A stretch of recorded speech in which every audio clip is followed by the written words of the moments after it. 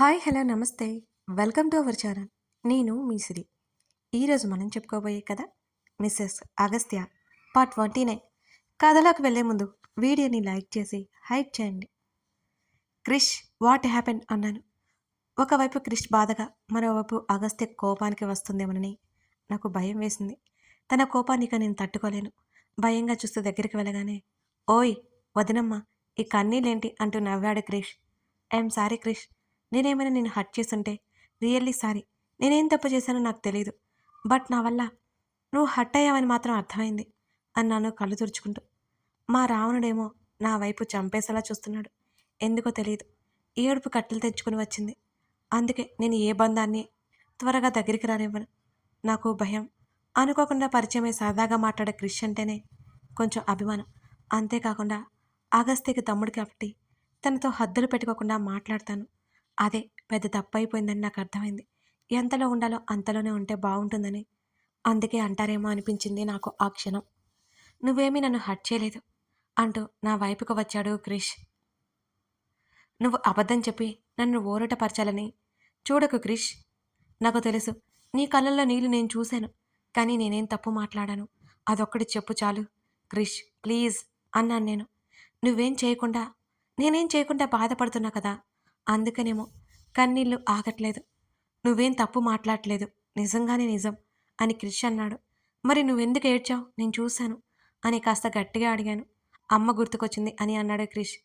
నేను చూస్తుంటే అమ్మకి నేను చిన్నతనంలో ఉన్నప్పుడే పెరాలసిస్ వచ్చింది. ఇంకా అలాగే ఉంది. కనీసం నాతో మాట కూడా మాట్లాడలేదు. అది గుర్తుకొచ్చి నాకే తెలియకుండా ఓవర్ రియాక్ట్ అయిపోయాను. నిజంగా నువ్వేం నన్ను హర్ట్ చేయలేదు. ప్లీజ్ ఏడవకు ఏంజల్ అని క్రిష్ అన్నాడు. నాకే తెలియకుండా క్రిష్కి వాళ్ళ అమ్మగారిని గుర్తు చేసి బాధ పెట్టానని అర్థమైపోయింది. కానీ నేను అసలు అనుకోలేదు కదా, నాకు తెలీదు. ఇంకేం మాట్లాడకుండా మరో బెడ్ మీద కూర్చున్నాను మౌనంగా. నువ్వు ఇలా మూడీగా ఉంటే ఏం బాగోలేవు. ప్లీజ్ నా కోసం నవ్వవా ఏంజెల్ అని క్రిష్ బ్రతిమాలుతూ అడుగుతుంటే చిన్నగా స్మైల్ ఇచ్చాను. అమ్మయ్య, నా హార్ట్ స్కిడ్ అయ్యి నీ స్మైల్కి. సరే సరే, నా గర్ల్ ఫ్రెండ్తో మాట్లాడాలి, తర్వాత కలుద్దాం అని అక్కడి నుంచి వెళ్ళిపోయాడు క్రిష్. కళ్ళు తుడుచుకొని అగస్త్య వైపు చూశాను. తను ముఖం తిప్పేసుకున్నాడు.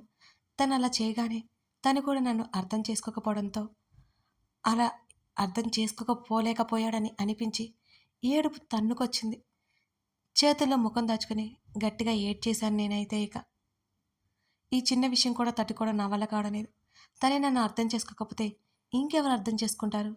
నేనెప్పుడూ సరదాగా అంటాను, మేమిద్దరం మేడ్ ఫర్ ఈచ్ అదర్ కాదు అని.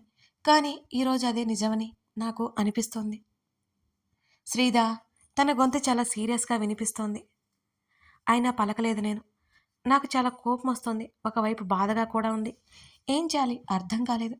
శ్రీదా, మర్యాదగా ఏడు పాపై అగస్త్య గట్టిగా అరిచాడు. తనంత కోపంగా ఉన్నాడో అర్థమైపోయింది నాకింకా. ఒలిక్కిపాటుగా కళ్ళు తుడుచుకుని తన వైపు చూశాను నేను. కానీ కళ్ళ నుంచి నీళ్ళు ఆగనంటున్నాయి. ఎందుకు ఏడుస్తున్నావు అని గట్టిగా అడిగాడు అగస్త్య. నా మనసులో అనుకున్న సమాధానాలు బయట పెట్టలేకపోయాను నేను. తన ముందు సరిగ్గా ముఖం తుడుచుకొని మౌనంగా కిందకు చూస్తూ అలాగే బెడ్ మీద కూర్చున్నాను. ఇలారా, కోపం తగ్గించుకొని పిలిచిన నేను వెళ్ళలేదు. ప్లీజ్ ఇలారా ఒకసారి అని అన్నాడు తను. అయినా సరే నేను వెళ్ళకపోవడంతో తనే బెడ్ మీద లేచి కూర్చున్నాడు. చెయ్యి కదపకూడదని డాక్టర్ చెప్పడం గుర్తొచ్చి నేనే పరుగున తన దగ్గరికి వెళ్ళాను. నన్ను చూసి రిలాక్స్డ్గా బెడ్ మీద వెనక్కి వాలాడు మళ్ళీ తను. కూర్చో అంటూ నా చేతిని పట్టుకుని తనకెదురుగా పక్కనే కూర్చోబెట్టుకున్నాడు అగస్త్య. నేను పైకి అయితే ఏడవట్లేదు, కానీ లోపల విపరీతమైన బాధ కలుగుతోంది నాకు. ఎందుకు ఏడుస్తున్నావు అని కోపంగా అడిగాడు మళ్ళీ. ఇలా పదే పదే అడిగి నన్ను ఏడిపించకు. నా మనసేం బాగోలేదు, కాసేపు వదిలే. నిన్ను ఏదో ఒకటి అనేస్తాను, ఆ తర్వాత ఇద్దరం బాధపడాలి అని అన్నాను దూరం జరుగుతూ తనకి. నిజంగా నీకు తిక్కే. అసలు ఎందుకు ఏడుస్తున్నావు? రీజన్ ఉందా? ఏడవలసిన అవసరం ఏంటి నీకు అని అడిగాడు అగస్త్య. నువ్వు నా మీద ఎందుకు కోప్పడ్డావు అని అడిగాను. నువ్వు ఏడుస్తుంటే కోపం రాదా అని నన్నే చూశాడు. అప్పుడు కాదు, క్రిష్ నాతో మాట్లాడేటప్పుడు నా వైపు విసుగ్గా చూసావా లేదా అని అడిగాను. చూపుడు వేలు తన వైపు చూపిస్తూ. అవును. అయితే అన్నాడు. అదే ఎందుకు అని చాలా బాధ కలుగుతుంటే అడిగాను నేను.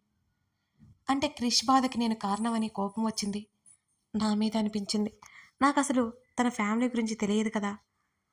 అలాంటప్పుడు తను అర్థం చేసుకోలేడా నన్ను అనిపించింది. ఎందుకా బకెట్లు బకెట్లు కన్నీళ్లు కారుస్తూ పదే పదే సారీ చెప్తే విసుగురాదా అని చిరాగ్గా అన్నాడు అగస్త్య. తన మాటలకి ఆశ్చర్యంగా నోరు తెరిచి అందుకే కోపం వచ్చిందా నీకు అని అయోమయంగా అన్నాను. ఆ, ప్రతిదానికి ఓవర్ రియాక్ట్ అవడం ఆపేయ్ అని చిరాగ్గా అన్నాడు ముఖం పక్కకు తిప్పేసుకుంటూ మళ్ళీ. బెడ్ మీద నిటారుగా కూర్చుని తన ముఖం స్ప్రింగ్లా నా వైపుకు టక్కున తిప్పేసుకున్నాను నేను. మెంటల్ దన నొప్పొస్తుంది అన్నాడు మెడ దగ్గర చేతిని పెట్టుకుని కంగారుగా. చూసుకోలేదు సారీ. ఇప్పుడు చెప్పు, క్రిష్ నా వల్ల బాధపడ్డానని నువ్వు కోపగించుకోలేదా అని తన ముఖంలోకి చూస్తూ తన సమాధానం కోసం ఎదురు చూస్తూ అడిగాను. నాకు అనిపిస్తుంది నువ్వు పెద్ద తింగరదానని. క్రిష్ నీ వల్ల ఎందుకు బాధపడతాడు, ఎందుకు ఏడుస్తాడు, వాడికి పిన్ని గుర్తొచ్చింది అందుకే డల్ అయిపోయాడు అంతే. నీవేదో తప్పు చేసినట్టు సారీలు చెప్పడం ఏడడం ఏంటిది, ఎన్నిసార్లు చెప్పినా నీ పద్ధతి మార్చుకోవా, అదన్నీ చూస్తే నాకు చిరాకు అనిపిస్తుంది అని విసుగ్గానే అన్నాడు అగస్త్య. క్రిష్ నా వల్లే కదా మీ పిన్నిని గుర్తు చేసుకున్నాడు అని తన ముఖంలోకి చూస్తూ అడిగాను. వాడేమైనా మర్చిపోయాడా గుర్తు చేయడానికి, నువ్వు నీ తిక్క ఆలోచనలు. నీకు పిన్ని గురించి ఏం తెలియదని నాకు తెలుసు. క్యాజువల్గా మాట్లాడావు అంతే కదా, ఆ మాత్రం దానికి సారీ పూరి అని ఏడుపొకటి అని అన్నాడు అదే చిరాకు ముఖంతో అగస్త్య. అప్పటి వరకు నా మనసులో ఉన్న బాధ వర్షం కురిసిన తర్వాత మేఘమంతా తేలిగ్గా అయిపోయింది. అంటే అగస్త్య నా మీద కోపం లేదు. నిజంగా క్రిష్ బాధపడ్డానని నీకు కోపం రాలేదా అని అడిగాను నా ముఖం వెలిగిపోతుండగా. నా బుర్ర తినకుండా వెళ్ళి పడుకో, నీకేమో గాని నాకైతే మాట్లాడి మాట్లాడి తలనొప్పి వచ్చేస్తుంది. ఎక్కువ మేలుకోవడం వల్ల చెయ్యి కూడా నొప్పి తెలుస్తుంది అని కళ్ళు మూసుకున్నాడు అగస్త్య. అయ్యో, అనవసరంగా నా బంగారు కొండను తప్పుగా అర్థం చేసుకున్నానే. నా మనసులో అనుకున్నవన్నీ తనకు అర్థమయ్యాయా ఏంటి? ఇంత చక్కగా చెప్పాడు. ఎంతమంది ఎటు ఉన్నా తను నా వైపు ఉంటాడనే నమ్మకం వచ్చేసింది నాకు. ఆ సంతోషంలో తన బుగ్గ మీద గట్టిగా ఓ ముద్దిచ్చేసుకున్నాను. నీకేం వచ్చినా ఆపలేం అని డైలాగ్ వేశాడు అలాగే కళ్ళు మూసుకొని. ఐ లవ్ యూ మిస్టర్ ప్రవరాక్యా అని అన్నాను నేను. ఇక్కడ కూడా ఓ ముద్దిచ్చి చక్కగా పోయి సొల్లు వేసుకో అన్నాడు తన పెదవుల మీద వేలు పెట్టుకుని ముద్దివ్వమన్నట్టు చూపిస్తూ. నన్నిప్పుడు వరకు తిట్టి ముద్దు కావాలా ముద్దు అని తన మూతి మీద నా చేతి వేలతో చిన్నగా కొట్టాను. హో గాడ్ అన్నాడు తీవ్రంగా నిట్టూరుస్తూ. చటుక్కున తనకి కావలసిన ముద్దిచ్చి గబుక్కున పారిపోయాను నేను. బెడ్ మీద పడుకుని తన వైపు చూస్తూ ఉన్నాను. తనంటే టాబ్లెట్స్ వేసుకోవడం వల్ల నిద్రపోయాడు. అదేమో సాయంత్రం నాకెలా నిద్ర వస్తుంది. నా ప్రవరాక్యుడికి సైట్ కొట్టుకుంటూ కూర్చున్నాను నేను అక్కడే. నా ఫోన్ మోగుతుంటే నన్ను డిస్టర్బ్ చేసిన దాని వైపు చిరాగ్గా చూసి చేతిలోకి తీసుకున్నాను వెంటనే. హలో విన్నీ అని అర్థమై. శ్రీ, ఇండియా ఎప్పుడొస్తున్నారు అని అడిగింది. 2 డేస్ పడుతుంది. డాడీ ఓకే కదా అన్నాను నేను. ఆహా, అంకుల్కి సర్జరీ స్టార్ట్ చేయాలన్నారు డాక్టర్స్. ఇంకా వారం రోజుల తర్వాత చేస్తారని చెప్పారు. అంకుల్ నిన్ను అడిగారే అంది.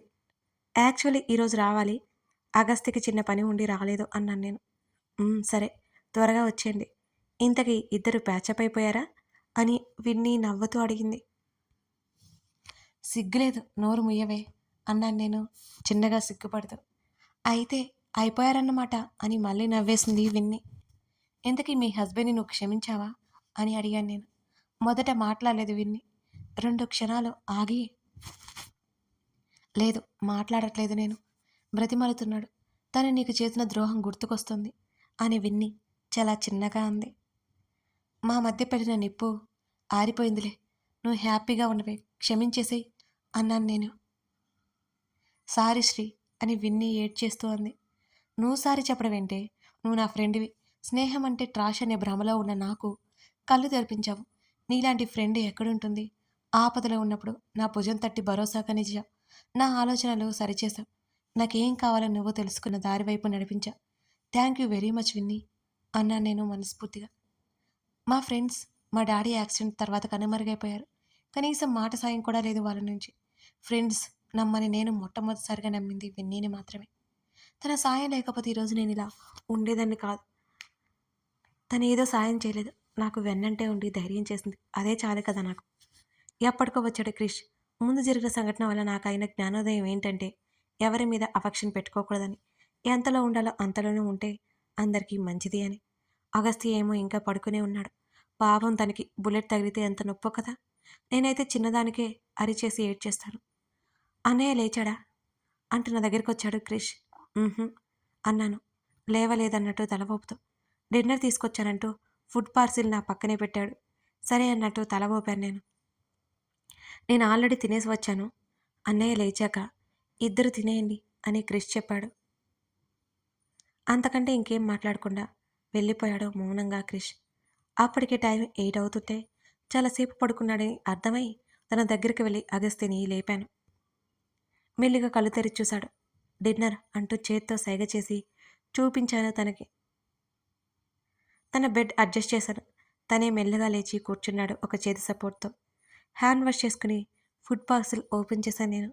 ఇటివ్వు అన్నాడు. నువ్వు పేషెంట్వి కాబట్టి నేనే తినిపిస్తా అని చేతిని వెనక్కి తీసుకుంటూ చెప్పాను. పెదవి విరిచి భుజాలు కదిలించాడు అగస్త్య. మెల్లిగా నేను తనకి తినిపించాను. తర్వాత నేను తినేసి తన పక్కనే సెటిల్ అయ్యాను. విన్ని చెప్పింది మొత్తం తన చెవిలో ఊదాను. 2 డేస్లో వెళ్ళిపోదాం. తర్వాత అంకుల్కి సర్జరీ చేద్దాం. డాక్టర్స్తో నేను ఆల్రెడీ మాట్లాడాను. సుదర్శన్ అంకుల్ కూడా అదే చెప్పారు. అంతవరకు అంకుల్ చూసుకుంటారన్నారు అని అన్నాడు నాకు ధైర్యం చెబుతూ అగస్త్య. తన భుజం మీద వాలిపోయి విన్నీ వంశీ ఇంకా విడిగానే ఉన్నారు అని అన్నాను. ఎందుకట అని అడిగాడు. విన్నీ కోపంగా ఉంది అని అన్నాను నేను నెమ్మదిగా. ఏం పర్వాలేదు, కోపంగా ఉంటే వాడు చేసిన దానికి ఆ మాత్రం తప్పదు అని అన్నాడు తను. అక్కడ నువ్వు ఒకటి గమనించలేదు. వంశీ తన హస్బెండ్. అతని మీద కోపంతో దూరం పెట్టినా ఇక్కడ బాధపడేది విన్ని అన్నాను తన చేతిని పట్టుకొని తల ఎత్తి అగస్త్య వైపు చూస్తూ. నువ్వు తింగరి దానివి అనుకున్నాను కానీ నీకు చాలా తెలుసు అన్నాడు నా చేతి మీద తన చేయి వేసి. ఓయ్, ఇక్కడ నేనంత సీరియస్గా డిస్కషన్ పెడుతుంటే నువ్వేంటి ఏదో మాట్లాడతావు అని కోపంగా అన్నాను. మై డియర్ సెనోరిటా, నీకు తెలియదు, సో స్వీట్ నువ్వు అంటూ నన్ను పొగిడాడు మా రావణ్. నిజమా? మరి నువ్వు నాకు ఎప్పుడు క్యూట్గా ఉన్నానని పొగిడి కిస్ ఇవ్వలేదు ఎందుకు అని మూతి ముడిచి గారంగా అడిగాను.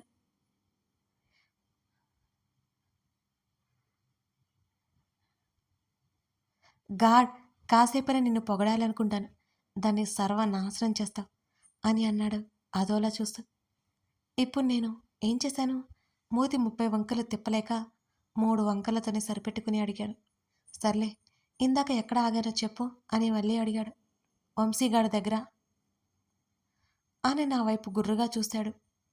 అవును, అడగడం మర్చిపోయాను. వంశీకి నీకు రిలేటివ్ కదా, మరి విన్నీ నీకు ముందే తెలుసా అని అడిగాను ఆ విషయం గుర్తుకొచ్చి. ఇప్పుడు వాళ్ళ గురించి వీళ్ళ గురించి ఎందుకు మనకి అని అన్నాడు ఒకంత విసుగ్గా ఈ మహాశయుడు. అబ్బా చెప్పనివ్వు అబ్బాయి అన్నాను తన బుగ్గ గిల్లేస్తూ. నాకు తెలిసి ప్రెగ్నెన్సీ వాళ్ళకి మూడ్ స్వింగ్స్ ఉంటాయంట, కానీ నీకెప్పుడూ ఆన్లోనే ఉంటాయని నాకు ఇప్పుడే అర్థమవుతుంది అని విసుగ్గా ముఖం పెట్టి అన్నాడు అగస్త్య. నువ్వు నన్ను అవమానిస్తున్నావు తెలుసా అని ముఖం నల్లగా మార్చేసుకొని అడిగాను. తిట్లు గొంతు వరకు వచ్చి ఆగిపోతున్నాయి.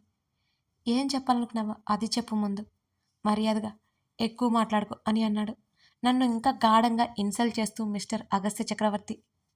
నన్నే అంత మాట అంటావా? ఇప్పుడే శబ్దం చేస్తున్నా. నువ్వు మాట్లాడే వరకు, మాట్లాడు అనే వరకు నేను మాట్లాడను చూడు. నాలాంటి ఇన్నోసెంట్ క్యూట్ గర్ల్ని పట్టుకొని ఎన్ని మాటలు అంటున్నావు నువ్వు అని కోపంగా బెడ్ మీద నుంచి లేచి వెళ్ళిపోతుంటే పట్టేసుకున్నాడు నా నడుము చుట్టూ చేయేసి తను. ఒక చెయ్యి కుంటిదైపోయినా మరో చెయ్యి బాగానే పనిచేస్తుందిగా. గట్టిగా పట్టుకున్నాడు ఉడుములా. వదులు అని చెప్పాలి అనుకొని కూడా నా మంగమ్మ శబ్దం గుర్తొచ్చి మాటలు నోట్లోని కుక్కేసి అటు ఇటు గింజుకుంటున్నాను నేను. నా వెడవంపులో ముఖం దాచుకున్నాడు. గప్చుప్గా అయిపోయాను. సైలెంట్గా ఉన్నాను, కదలకుండా మెదలకుండా. ముఖం అటు ఇటు దిద్దుతూ ఉంటే తన బియర్డ్ గుచ్చుకొని గిలిగింతలు పుడుతున్నాయి నాకు. సనోరిటా, మనం ఇండియా వెళ్ళగానే పెళ్లి చేసుకుందాం అని అన్నాడు అగస్త్య. నన్ను మాట్లాడించడానికి ఏదో ట్రిక్ ప్లాన్ చేస్తున్నాడని నేను సైలెంట్గా ఉన్నాను. వద్దా అన్నాడు మళ్ళీ తన చేతి మీద గిచ్చేశా. అయితే వద్దన్నమాట అంటూ నా మెడ మీద చిరుముద్దు ఇచ్చాడు. గబుక్కున బెడ్ మీద నుంచి కిందకు దిగాను నేను.